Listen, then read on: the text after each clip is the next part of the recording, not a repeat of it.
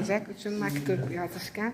Kelajakka xat. Ustoz nimalarni yozdingiz, sir bo'lmasa? Kelajakdan xat keldi ustozlarimiz. Yangi marralarga erishishni, yangi toifalar olishni, milliy sertifikatlar olishni, undan tashqari 70% ustamaga ega bo'lishni, o'quvchilarimizga yangi metodlar orqali sifatli ta'lim berishni o'z oldimga maqsad qildim va mana shu orzularimni yozdim. Rahmat ustoz.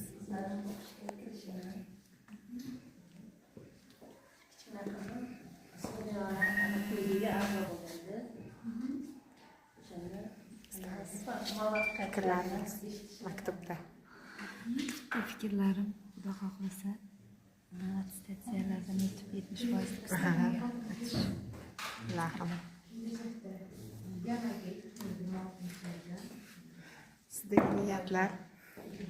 Kelajakda o'zimiz sohamizdan ko'proq yutuqlarga erishish, ta'lim beruvchi o'quvchilar va izlayotgandek musobaqalarda yuqori o'rinlarni egallashni niyat qilib yozdim. Uydagilarimni hajga borish, shu haqlarda yozib. Rahmat ustoz.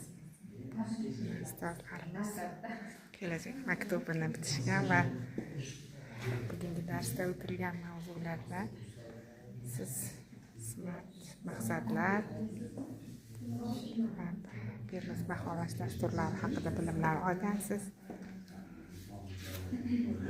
Mavzu maqsad rejalari,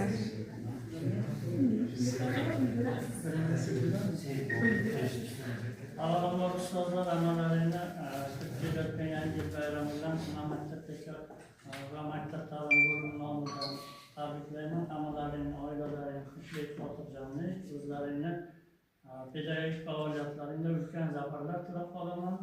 Hozir mana bu ko'pchilik ustozlarni zimdan kuzatib eshitib turibman. Mana shu hammada aksariyat kelajakda maktubda kutilayotgan natija bu 70%lik ustama yuqori natijalar bo'lyapti.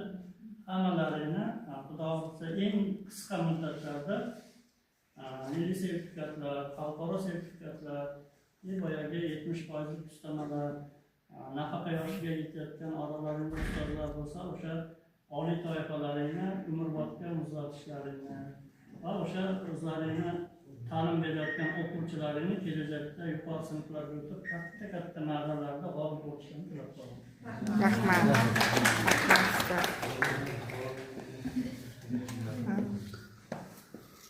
Biz sizlar bilan xayrlashamiz. Ustozlar ko'rishguncha deb qolamiz. Hali biz yana bu manzilga